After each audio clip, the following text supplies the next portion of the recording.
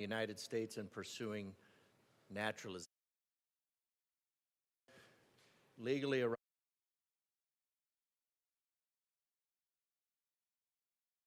The dollars in their hands and that is already engaging in the granting of these dollars. So in addition to overriding the intent of the original grant program, this will cost us more to implement than just adopting the bill as is. Please vote no. Representative DeGraff.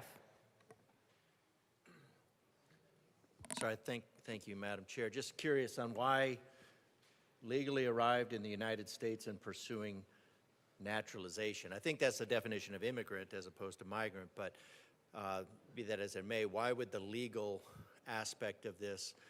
Because if we let's say we had a bill, and let's say the initial intent of this bill was to support migrants here who were illegally, because an illegal immigrant really wouldn't make sense by the definition. But let's just say they were here illegally as a migrant with no intention of staying here whatsoever. And then we have this funding process that goes to them. And then we have, basically, you could Cora records. It seems like then you would have, if you're funding people who are here illegally, I think that's what's called aiding and abetting, which I think is also illegal.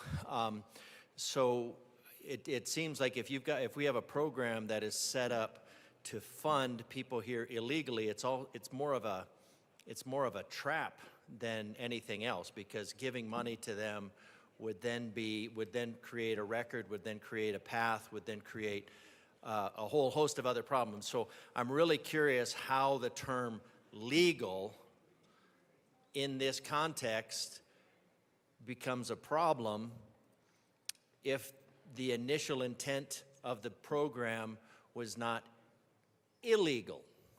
And if the program was had the initial intent as illegal in terms of aiding and abetting, then what other illegal activity is Colorado engaged in aiding and abetting?